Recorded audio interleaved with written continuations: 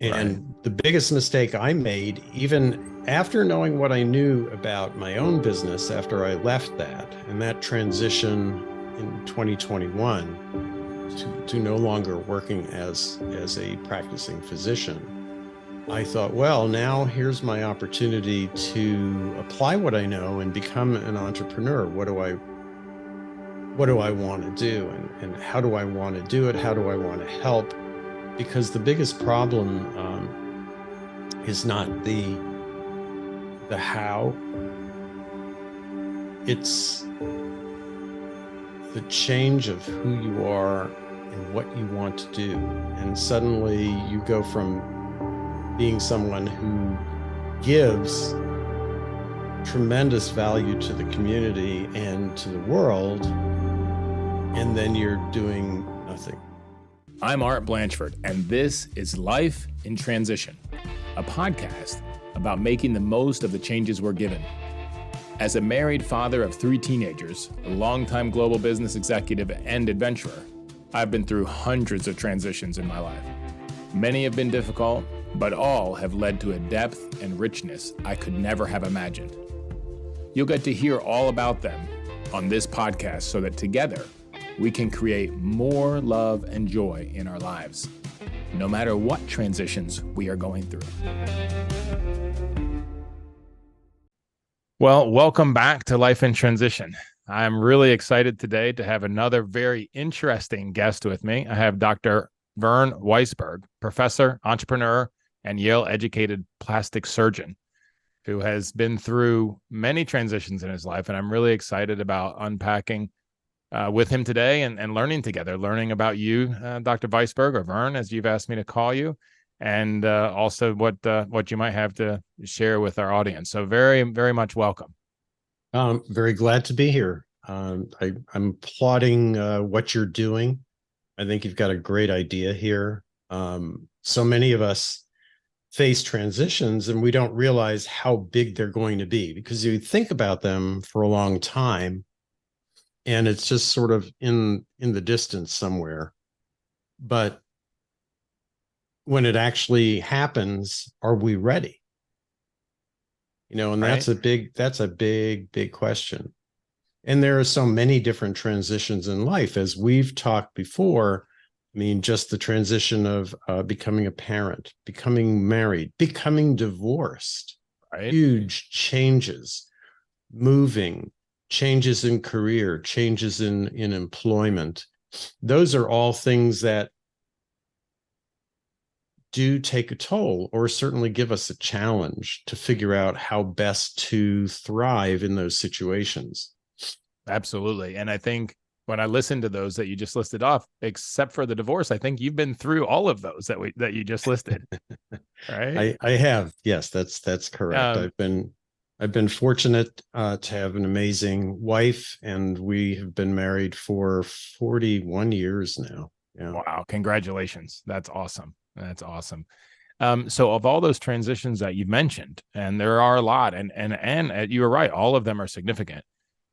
Which one do you think has been the most impact, or when you think about your own life, what is the transition that has had the most impact, has been the most meaningful or the most difficult for you, or what you've learned the most from? What do you think when you think through all of those?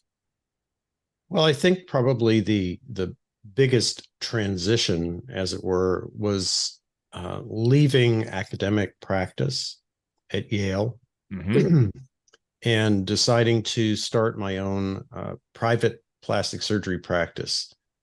I moved to some place where we didn't know anyone other than some friends who had also moved from New Haven. So we were in Maine with them and working together. And there were some other folks from our program, well, our institution at that place, which made it a little more, easy to do. But But you the left, if I get it right, you transition. left the ultra security of an academic professorship and moved to Yes. entrepreneurship. Yes, and that was okay. So I have to put my name on the line that I'm taking some loans.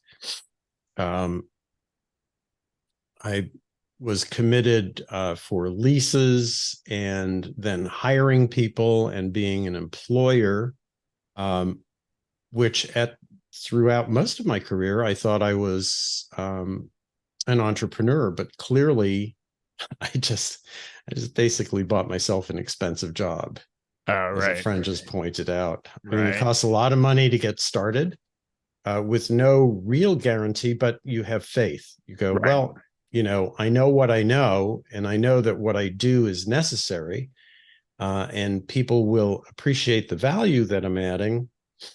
So I know it's going to work out. And, you could say that that's a function of youthful exuberance and faith and belief in yourself. And truly, for many, many years, as I contemplated my practice and thought about maybe moving to a bigger, more fun place like, Beverly Hills, it never occurred to me that I wouldn't be able to make that a success. Right. So talk to me a little bit. Sorry, go ahead. Go ahead. No. I was say, talk to me a little bit, a couple things. How old were you when you decided to make this decision? Decided to make this transition? I think I was 30. 30 years old. Okay, yeah, great. I started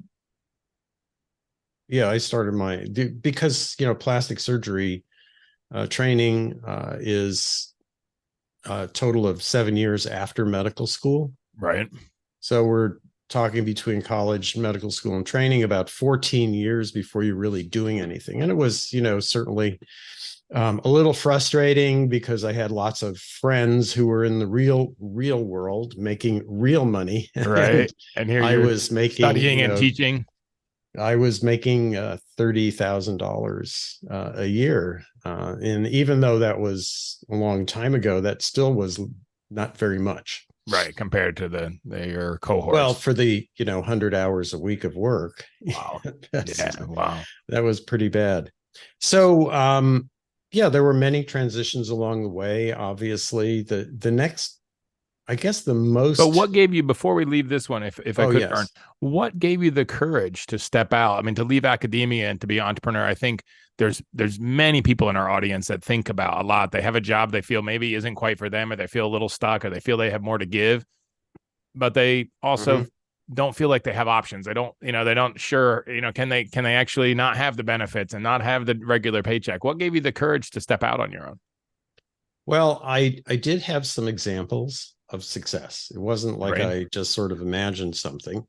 I saw what other people were able to do and what they were able to create, and to be able to create the patient experience in the way that I thought would be best for people, so that they would really feel comfortable, feel good about what they were doing, feel safe and supported. And something that wasn't a clinic. A university has a clinic, and you grow up in the academic system, and it's my clinic day. And so in my mind, I still imagine clinics of people sitting lined up in the hallway waiting next. And and it was a little bit like that. And because when you're in academics, you also have to pretty much expose your patients to the people you're training, the residents, right, and medical students. Yes, which is okay, but as you're starting to talk about things that are more elective and more private, that becomes a little. It doesn't seem like quite the right place, and so I wanted to have control over that patient experience, how they were treated, how they felt, privacy, etc. So I thought, I'd like to have a private practice as well. And I'd seen many examples of very successful practices all over the place. So I believed that it could be done. Right. And that I could do it. Okay. So you had the faith, and then you had the capacity to go forward. Was there a time where fear really spoke to you, or did you not have that so much, making that step out? Well, yes, of course, there's that that sense because my whole life I had always worked Right. for somebody or something. Right. I wasn't self-employed. I didn't have a business. I did not come from a business background. I grew up in a pretty poor family Right. that had no knowledge of business or money. Right. So here I was trying to learn this stuff and I thought that you couldn't learn it, which is odd. I Mm. thought, well, you know, people who are good at business are just, You they either learn have it it or from you their don't. families or they have some sort of special talent that I don't have. But I'm good with my hands and I'm nice with people. And so I'm sure it will work out. All right. Well, it was obviously a big success Well, there. it did work out, but it took me a long time and a lot of stumbling through the career to figure out how to run a business. And then ultimately to realize that I had a business, but it was really a job. Mhm. And that if I didn't work, I didn't make money. Right. So if I You went were the on owner, but you were vacation, also the star athlete as well. right. So there's always that sense of anxiety, if you will, Hmm. and stress. So say you want to go on vacation. Um, didn't take very many of those. And the most we try to take about 5 days, you know, basically over on either side of a weekend, Right. maybe, so that there was less time away from work because you still have to pay everybody. And if you're the Right. person earning, then you have no earnings and you're paying out. So it took me a long time to realize that I was not an entrepreneur. I thought I Yeah. was an Yeah. entrepreneur. I And you was didn't not. have a money making machine. You were the money making machine yourself. Exactly. Yeah. Exactly. So then the next big transit, I mean, there are lots of big transitions as we talked about. Getting married, that's interesting and exciting. Having children, also amazing. Having children when you're both working. My wife is a physician. We were both residents, both doing 80 hours a week and had a baby Wow. in New York City. You know, Wow. that was kind of like after all those things, you start to think, well, I guess I can do pretty much anything, of Right. course. Um, Right. so So how many children do you have, Vern? we have Okay. three grown adults. And then you have some Um, grandchildren too, I I remember have from last four time we talked. grandchildren. Awesome. Congratulations. The youngest is 6 months old. The second youngest, just turned one 2 days Oh, ago. wow. Okay. Wow. That's pretty exciting. Yeah. Um, yeah, so that was those were interesting lessons along the way. Um, and then I was able to learn ultimately a little late in life. I learned about business and what it takes to run a business, what sorts of things need to be measured and adjusted, and how to have other people uh, creating some sort of income. And I was able to actually sell my practice um, in 2017 and stay on. I initially stayed on and cut back on my work, which was great. So I worked 3 or 4 days a week. Um, and that was very excellent. You know, it gave me a little time to think about things and learn more fun things that I wanted to learn. Um, and then Can I take us back to you said yeah, you learned about running a business, right? Now, a lot of people have those questions, and you said there's what to measure, how to make sure other people are getting paid or getting benefit. If someone's thinking about starting a business from your experience, ah, what would you share as the, I don't know, one or two takeaways from that transition of going from being, I'll call it a stumbling entrepreneur to actually a successful entrepreneur with some business systems? What would you leave with our guests about that? systems is key. Mm-hmm. And the other thing is that there's a myth that you can you can do it all yourself. Mm-hmm. and you can't. Right. I mean, I guess you could, but you're going to be, not using it. It's not the highest, best use of your time to do that. Right. Right. And the biggest mistake I made, even after knowing what I knew about my own business, after I left that and that transition in 2021 to no longer working as a practicing physician, I thought, well, now here's my opportunity to apply what I know and become an entrepreneur. What do I want to do, and how do I want to do it? How do I want to help? Because the biggest problem is not the how, it's the change of who you are and what you want to do. And suddenly you go from being someone who gives tremendous value to the community and to the world, and then you're doing nothing. You're giving that value to your family and your friends. So talk about that a minute. You said about this change in who you are. And I think this is identity is the strongest motivator. It's the strongest connection that we have. How do we identify? And you obviously, Ivy League education, plastic surgeon, built that into a successful business. This is who you are.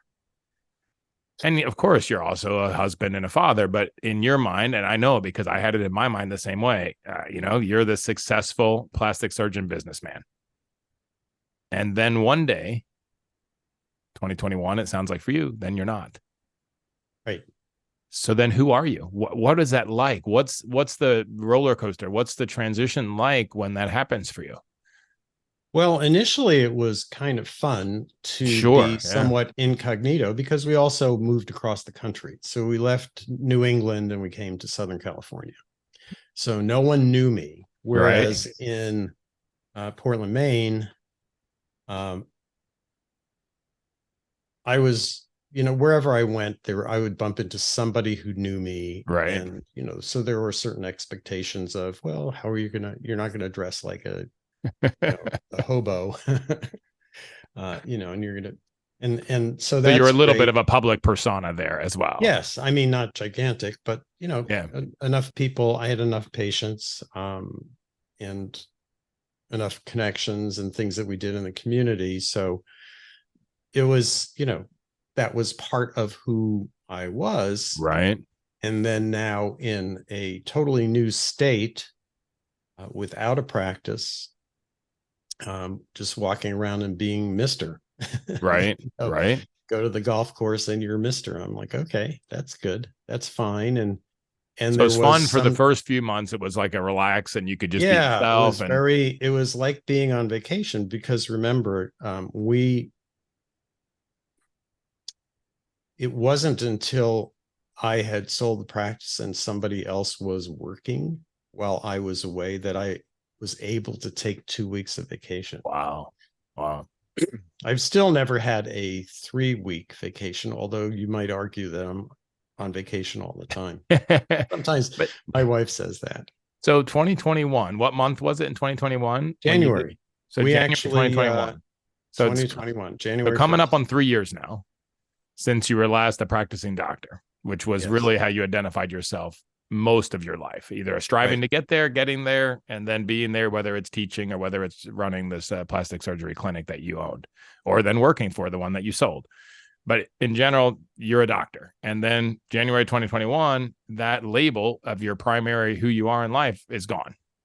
Correct. And the first months, how many months? It felt like vacation. It felt like you could breathe. You could be yourself. That was 3 months, 6 months? Yeah, 3 months. 2 or 3 months. Okay. So the first 2 or 3 months is sort of light and easy. And then what happens after that? Is it? Well, actually, it probably was longer than that. But basically, I learned that you could not, despite what I thought, just go and play golf every day and, read or whatever, play the guitar. After a while, it's like, well, now what am I doing? What is my purpose? Right. Yeah. And this question of purpose is really important. Yeah. We are purpose driven. Yes. And in the entrepreneurial world, the thing we like to teach people, because I've found a way to be an entrepreneur without trying to build it myself. I realized that it's more important to be able to kind of jump into a system that has been proven and that you can help people with and help them grow as well. So what I learned, I'm kind of lost. I'm not sure how I wanted to suggest that, but what I've learned is that you really need to know your why. So we always say, what's your why? Your why should make you cry, all these other things. And it's hard, and Yes. and I think that if you are someone who is transitioning, A, are you leaving because you're burnt out? Right. Or are you leaving because it's just time and you've done Right. it for 40 years and you want to do something else? I mean, so many people, especially nowadays, don't imagine they're going to do the same thing for more than 5 or 10 years. Right. Right. And at that point, now what? Now what? Now what?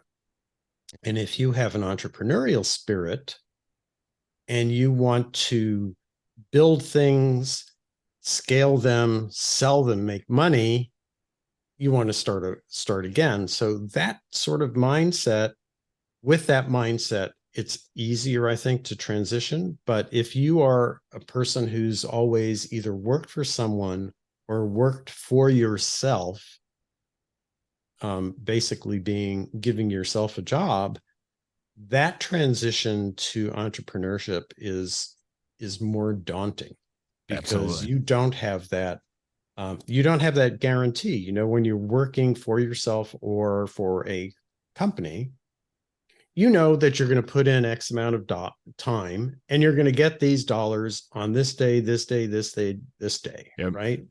In business, whether you're buying businesses, running investments, investing in things, you don't know when you're going Yeah. to get It's paid. very uncertain. Yeah. You think you're going to make a lot of money, but you don't know when, and it's not reliable. And if you're not, you need to have systems that help you to make it a little more predictable, Right. so that you have things that you can measure. Am I doing the right activities? Am I doing the right things that, if I keep doing them on a consistent basis, will result in consistent revenue? And that's a big mind shift. Yeah, for sure. For sure. Absolutely.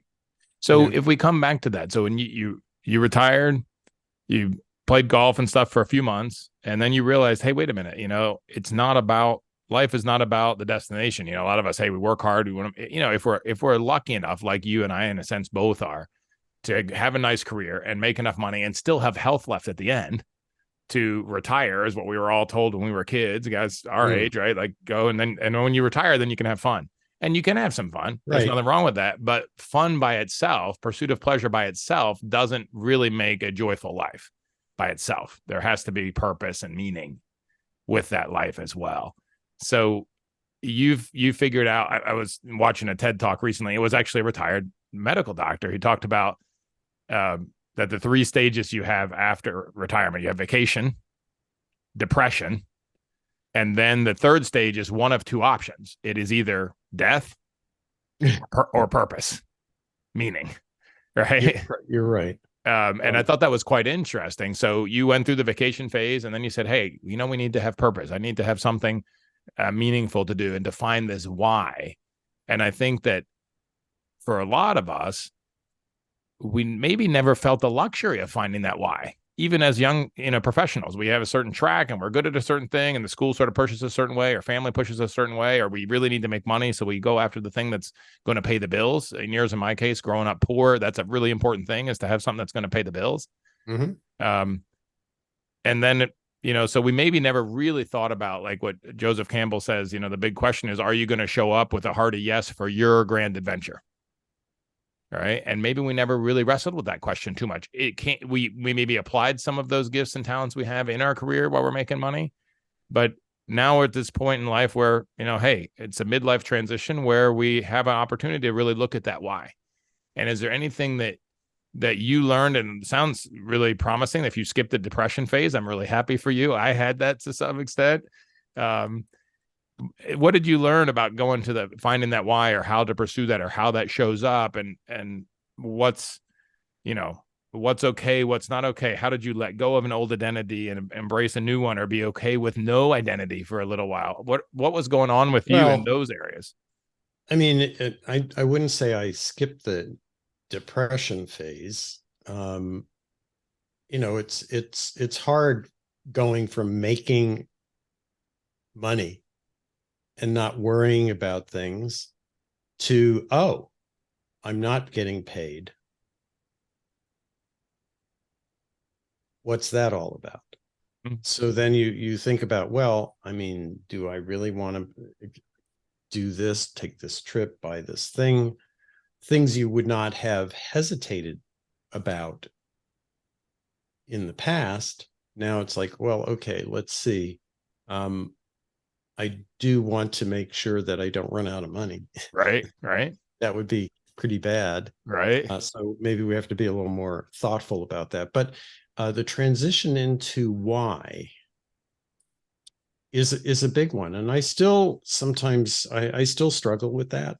It's like, what is it that gives me that joy and sense of purpose? I certainly, I participated in contribution because that's big for me. Absolutely. So we contributed to, and I actually went and helped deliver humanitarian aid in Ukraine earlier this year. Wow. Which was really remarkably significant. And what was most impactful really about that for you, that experience? Well, what was impactful was to be able to help people who clearly they needed help, but they weren't sitting around waiting for help. They were helping each other. They were building something, and they continued to do so. And the dollars that we contributed continue to work. I'm still in touch with the people who are, the NGO people who are distributing and helping. So it was great to see that. It was great. It was impactful to be in this place that is so significant. It was also significant because some of my ancestors came from that area.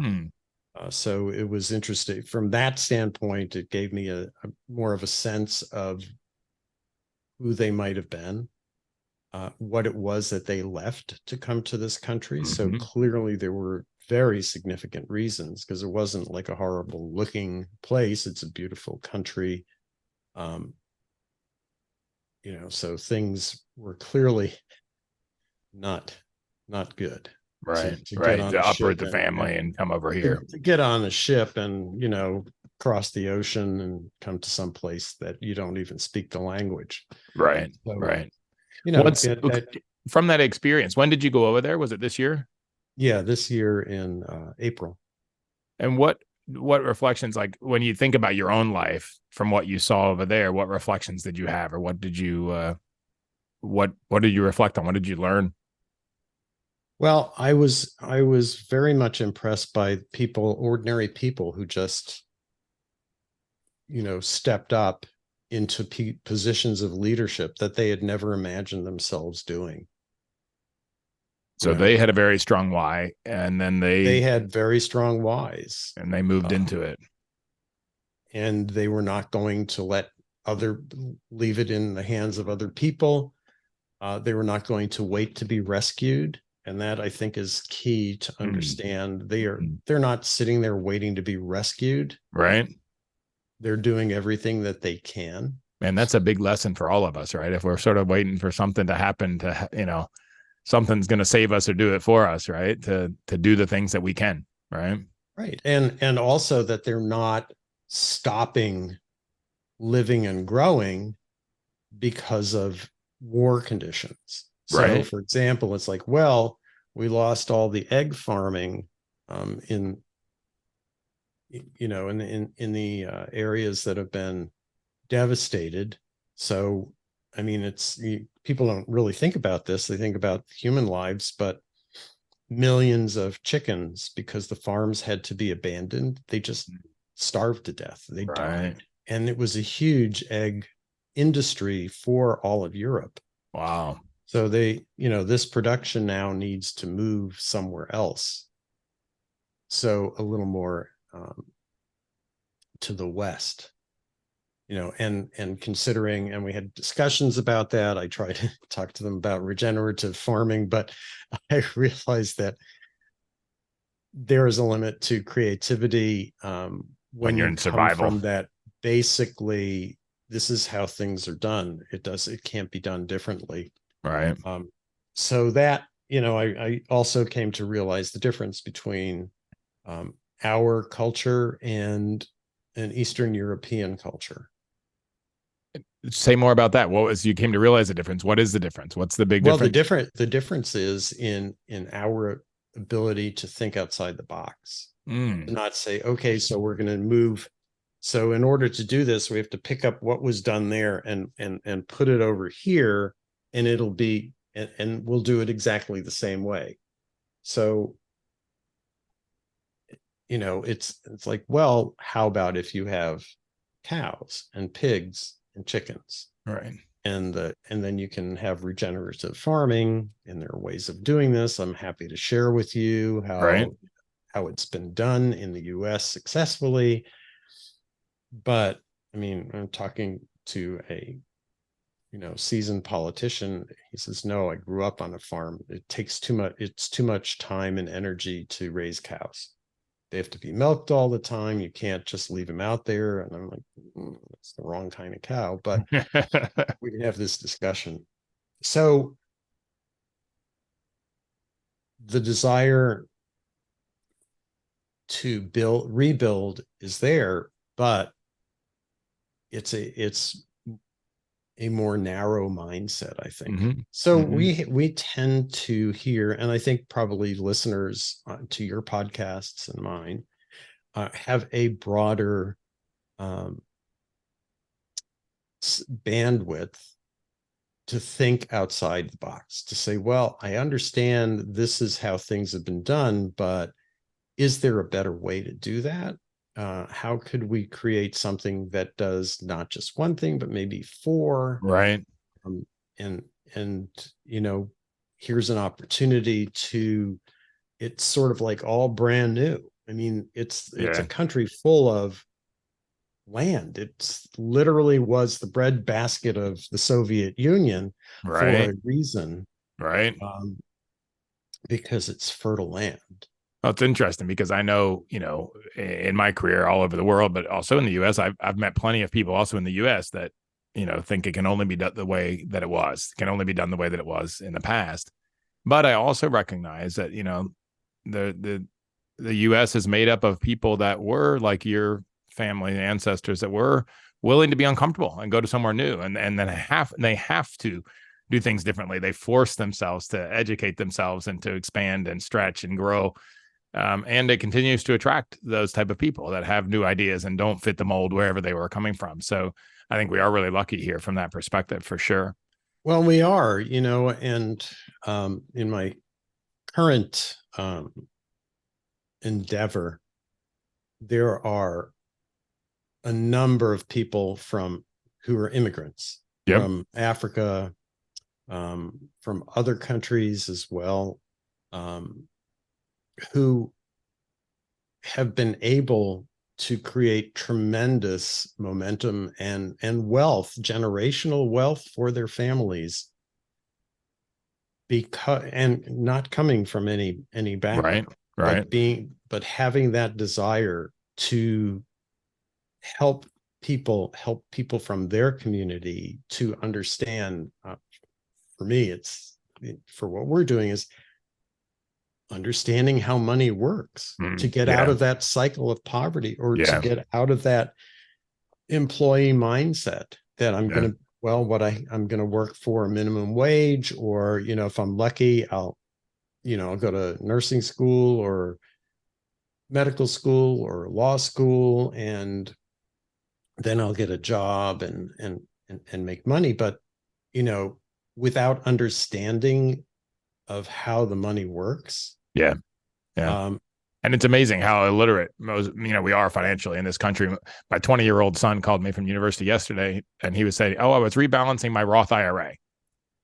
All right. And he said, Dad, none of my friends here at the fraternity house know what a Roth IRA is. Right.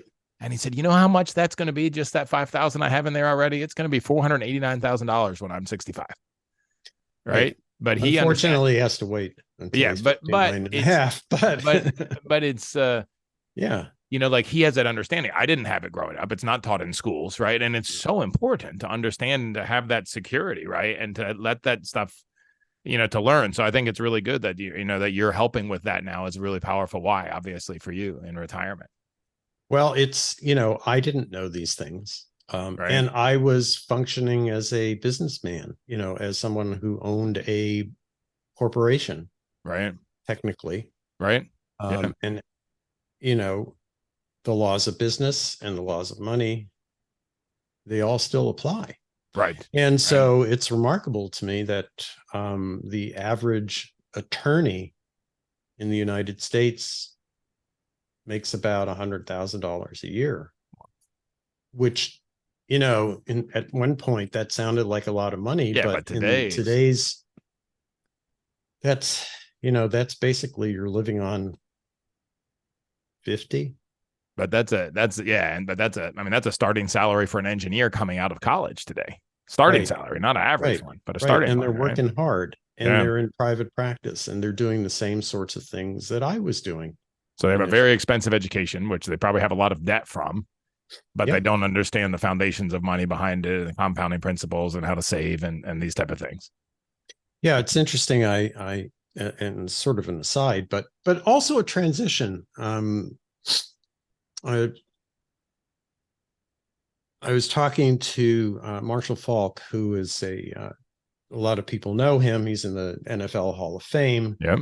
And he became an entrepreneur. He bought a bunch of franchises, and that was really good. But he realized that he didn't understand what was happening with the money, how the money was working, where was it going, and how could it be put to best use, until he got this education and started doing also what I'm doing. He found the same thing in order to be able to give back. So, for example, people would come to him and go, "Hey, man, I got this great idea.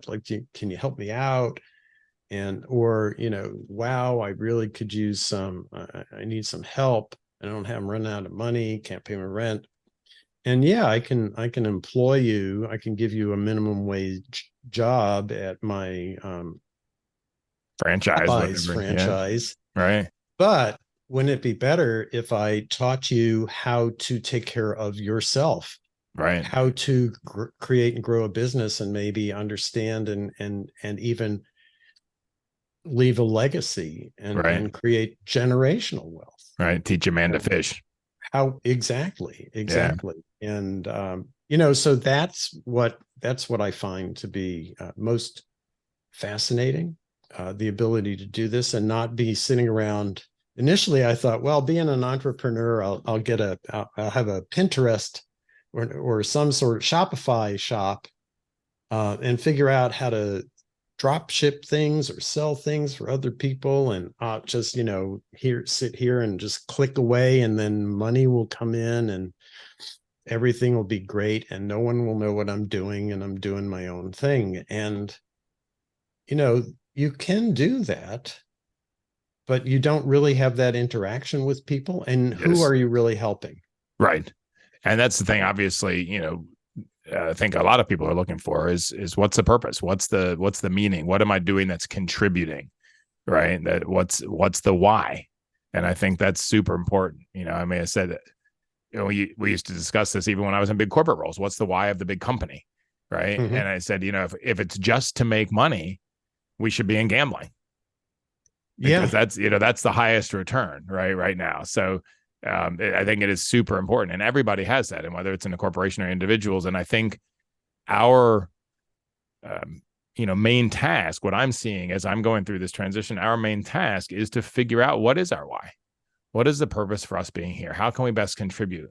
In my own beliefs, what is God's purpose for me? How does He want to use me, or she, or it, or whatever it is? I don't know, but how does that supreme intelligence want to use me on this planet, and what's going to be the contribution, and to be able to lean into that. And yes, I have to eat, but that's not the purpose. Isn't to make the money. It needs to have some money coming out, or I need to have other investments or things that are earning. But the purpose is, how am I contributing?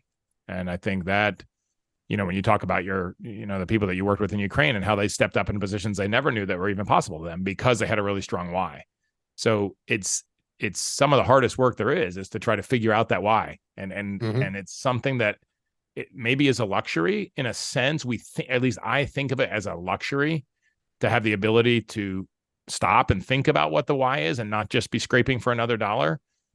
But I also think it is also our obligation. Like, we're all given certain gifts and talents, and if we don't discover those and don't share those, then we're also, in a sense, not living up to our potential, and we're not giving the world. We're, in a sense, holding back from the world. We're not giving the world whatever it is that we have to give.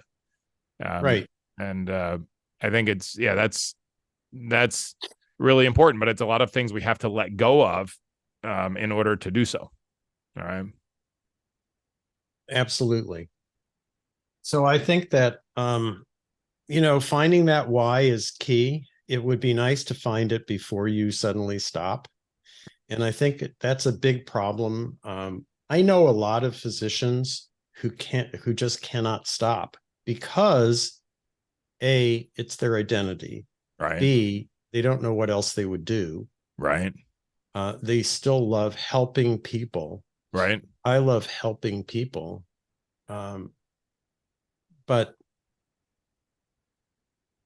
so what advice would you give them? You said it would be great if you find your why before you suddenly stop. And I think that's true. I mean, I think, like, you have adult children. I have adult children.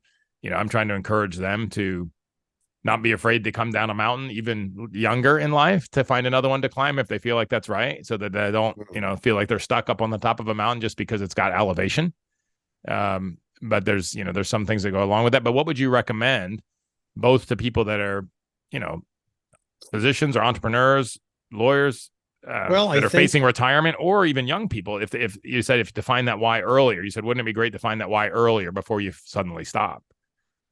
Well, I mean, for example, you were in corporate America. Yep.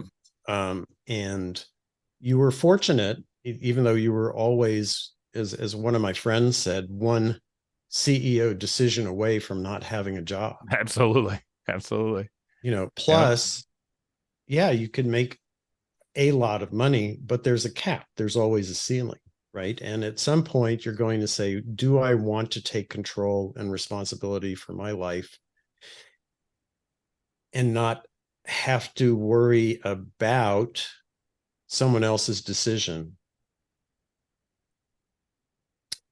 So what I would say is, many of us just imagine the end of our professional careers as being a, happy golden parachute walk off into the sunset, playing golf or pickleball, or traveling the world, or climbing mountains.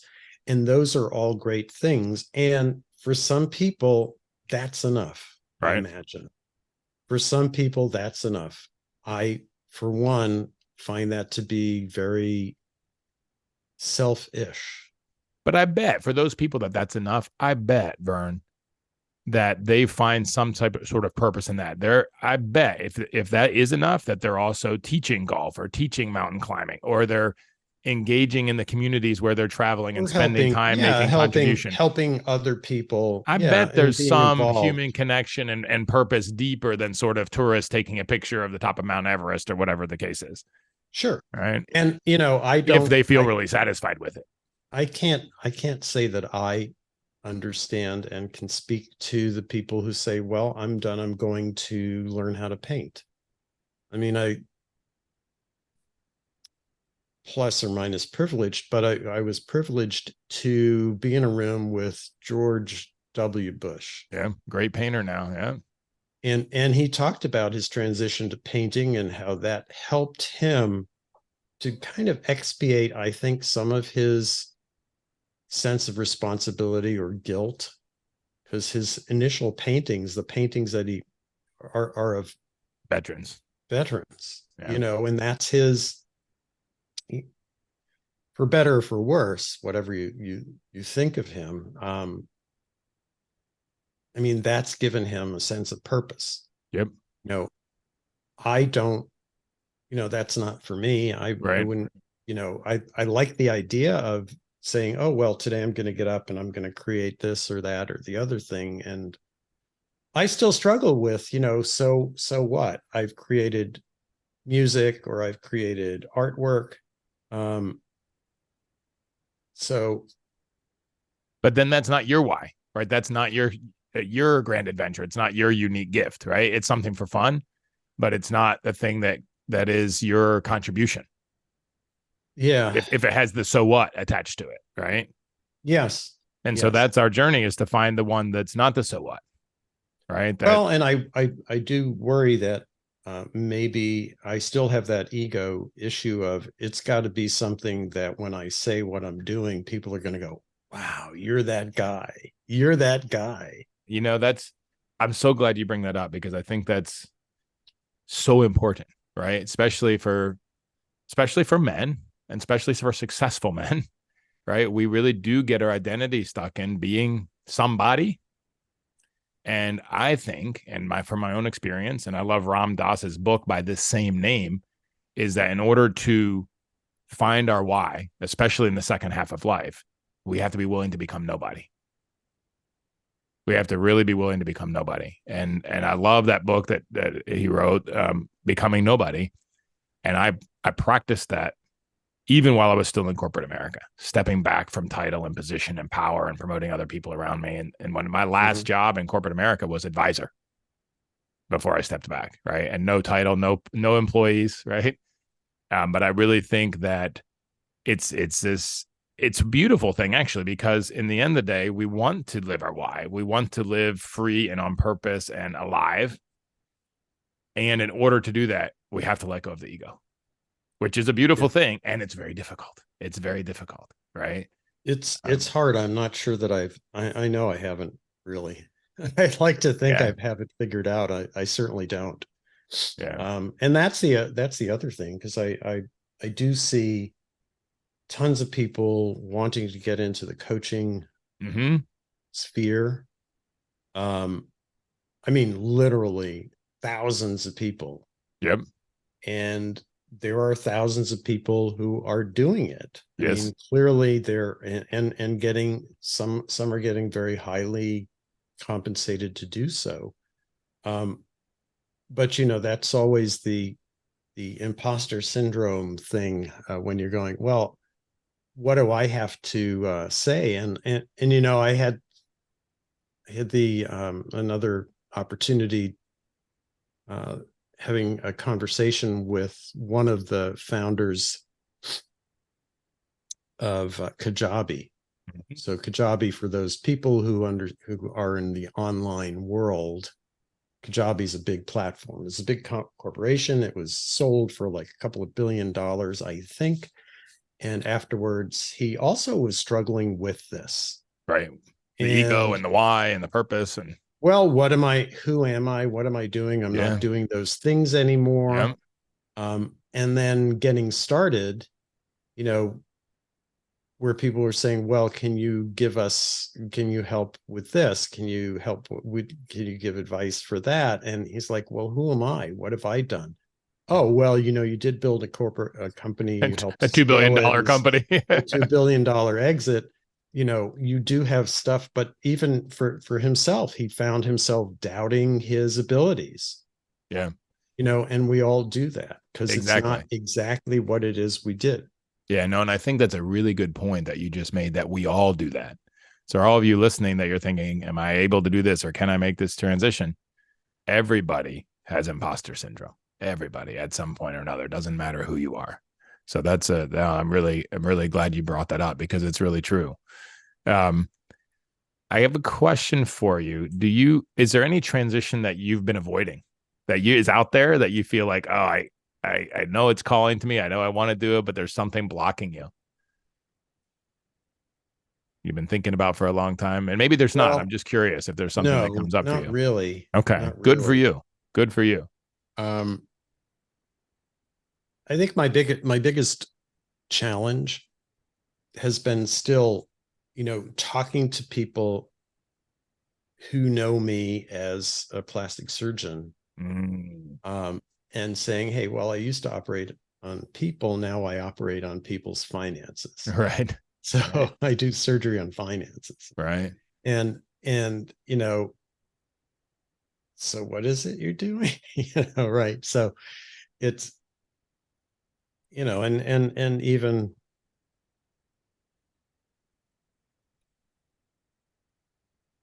people ask, well, you have these unique skills and abilities. And obviously, one of the things that when you're looking at what you're going to do, or having a discussion with someone about what it is, what kind of a business do you want to build, one of the first things is, what are your unique skills? Right. And, for me, my initial unique skill is I can do surgery. Right. But that Really, also really, has a shelf really, life. really, really, really well. But Right. it does have a shelf life. I have, you know, from doing that for 40 years in horrible ergonomic positions, I have issues that really would prevent me from spending any reasonable amount of time actually physically doing That today. surgery. Yeah. Yeah. So that just that has taken its toll physically. So it is a skill I have, but it isn't a skill that I'm going to be able to capitalize on at this point in my life. Yeah. And that's okay. I think that people that make the transition well from like one career or first half of life to a different half of life don't try to cling to the old. Right. They recognize that there's change, they recognize there's times in life they're better at certain things, which is just biologically true in both our brains and our bodies. And there's times in our life where we're biologically better at other things. Right. And to accept that, and to move with that flow of life, and to be aware of the transitions, and to go through them with some grace, makes the dance much more enjoyable than to resist it the whole time. Absolutely. Absolutely. So that's it's really interesting. What if there was one, you've had a very interesting life, and congratulations. I mean, also to have a 41-year marriage as well as a successful business. There's lots of people that have one but not the other, right? And a good relationship with 3 daughters and 4 grandkids. I mean, that's really amazing what you have built. They still try to figure out how we can all go on vacation together. That's wonderful. That's And wonderful. I don't believe it's just so they have babysitters. Yeah, no, and that's great. I mean, that's the kind of relationships you wanted to have built. So there was 2 questions that I still wanted to ask, and one was that, like, how has the effect of your transitions been on your relationships? Like, especially this last one when you retired, has that made your relationships better or worse, or what challenges have you seen? How has the retirement been affected on the relationships? I haven't thought about that. I don't think that it's changed anything really. I know that it's interesting. I used to bristle when my colleague who I sold the practice to goes, "Oh, you're going to be off, being a grandpa and playing lots of golf." And I'm like, there's more to life than that. That's not it. That's, we have this idea that we're going to just, we're going to stop and then have this wonderful time. And I mean, I know lots of people who go, oh, well, we're just traveling the world. And I like traveling, Right. but that isn't something I want to do. Yeah. As a I don't purpose want or to a travel contribution. all Yeah. the world all the time. Right. Do I want to do things that I like doing? Yeah, but I don't want to do them all the time. Yeah. So you have a Takes chance to away build your ideal life now, but your ideal life includes contribution, includes doing well, something it includes variety. as well. Absolutely. Absolutely. So obviously and again, I want to congratulate you, because if going through a big transition didn't have any impact on your relationships, probably you had really good relationships to start with. Yeah. So very good on you for managing that with a demanding career as well. The last question I really would like to hear from you, from having this, I would say, a very successful life, full of a lot of transitions, but in all ways, the art of living as well as success in business. If there's one tool, one transition that stands out to you, and the one thing that you've learned from it, one tool you would leave with our listeners, like when you're approaching transition, from my experience, this is what I would say. If there's the highest leverage or the most impactful tool that you could leave with our listeners, what would that be?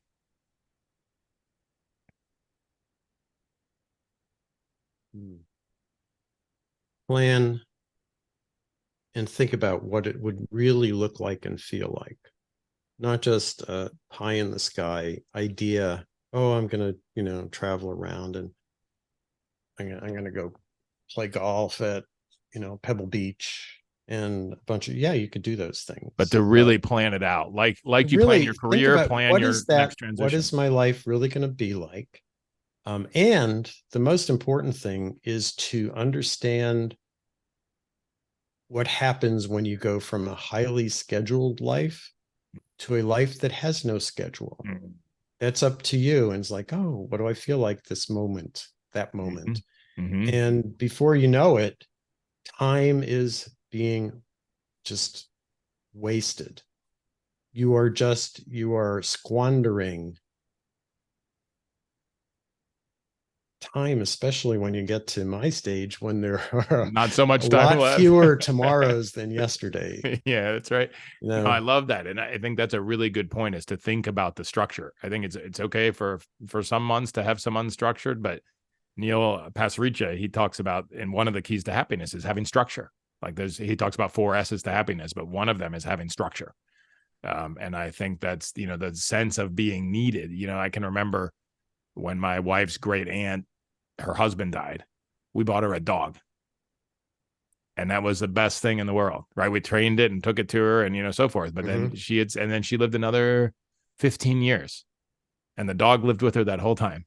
And she said so many times, this has been great because it gave her some structure, gave her some need, gave her some purpose, right? In her last years. But that is really important. So to really plan it out, and I'll add too one quote I love from President Eisenhower: "Planning is everything. Plans are nothing."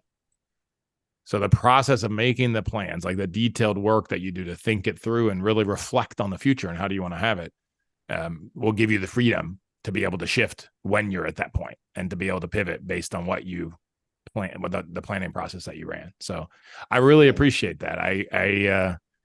I'm inspired by how you've lived your life. There's very few men that I've met, and I mean this really sincerely, that have been so successful financially and business contribution, as well as in their families and marriages. And so that's really, I really want to honor you for that. That's a big deal. Thank you.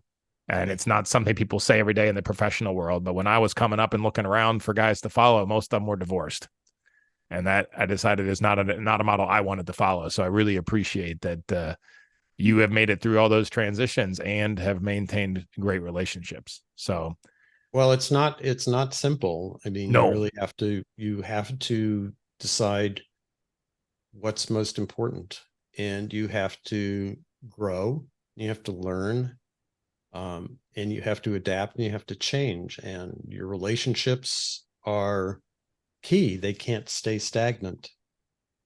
And you are growing. You are a different person every day. And you have to work on that. And the other thing I would tell people is start working on you. Absolutely. Absolutely every day. Work on you so that you can become, as I like to say, I needed to become the person. I needed to become a different person to grow, scale, and attract a buyer for my business. Because truthfully, I mean, I understand mergers and acquisitions. I learned about that along the way. Selling a one person practice is a tough sell. Right. Right. It's a tough sell. And I have lots of, doctors who come to me. It's like, well, in my 50s, I'm 60. I'd like to sell because, by the way, I still have, business debts and, I can't just close the door. Right. I want somebody to take it over. I'm not sure if I'm ready, but, and it's like, you're not a target. You're not a reasonable target for private equity. Right. Can't buy you and scale you because it's you. Yeah. When we take you out of the equation, So you had to work on yourself first to become the kind of person, you have to work on yourself to be the person who attracts what you need. Right. Right. And would you say that also applies in relationships? Absolutely. Yeah. Absolutely. Well, yeah. I mean, that you have to work on yourself to be the kind of person that your wife's going to stay with for 41 years. I had an interesting experience several years ago. I was on a trip in the south of France with a friend. And he was divorced, and he was just always looking for someone, hooking up and what have you. And a great guy, a wonderful businessman, a loving father, generous person. I mean, but he wound up in some relationships that were really bizarre and not fulfilling. And I said, the problem is you're still approaching relationships in an immature fashion. Right. Right. And you're not 19, 20, 21. Right. You are in your 50s. Right. You have to have a mature approach. You have to be that person and embrace who that person is.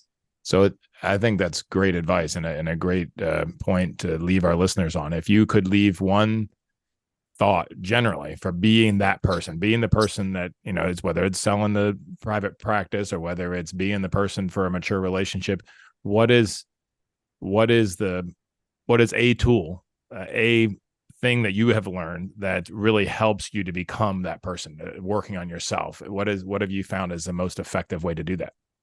Mentorship. So find somebody that you believe that's down the path that can help guide you or coach you. Mentorship and coaching, and Great. not to be afraid to ask. Great. And not to be afraid to admit you don't know. Great. Biggest problem, especially for physicians, is to admit that they don't know.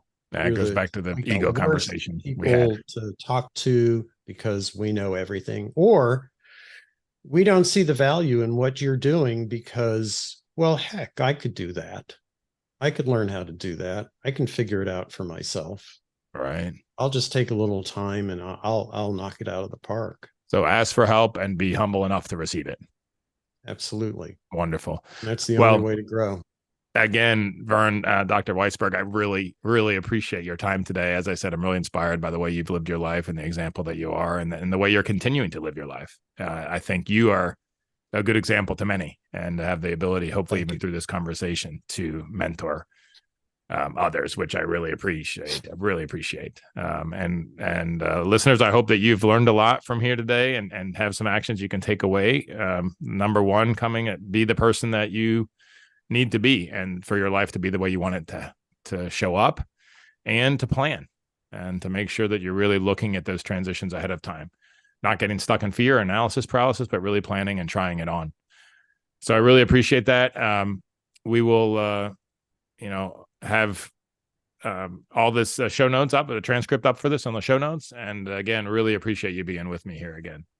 Oh, a pleasure. Pleasure. Thank you. Bye-bye. I can't wait to hear what action you are taking. Connect with me on LinkedIn or our website, lifeintransition.online, and let me know. Let a friend know too. It could be a huge encouragement to them and keep you on the track. Thank you so much for joining me today. Make sure you subscribe wherever you listen to podcasts, and it would mean a lot to me if you left a review and shared this episode with a friend. If you want to learn more about me and what I do when I'm not podcasting, please visit me at artblanchford.com. Thank you for listening. Together, let's make the most of life in transition.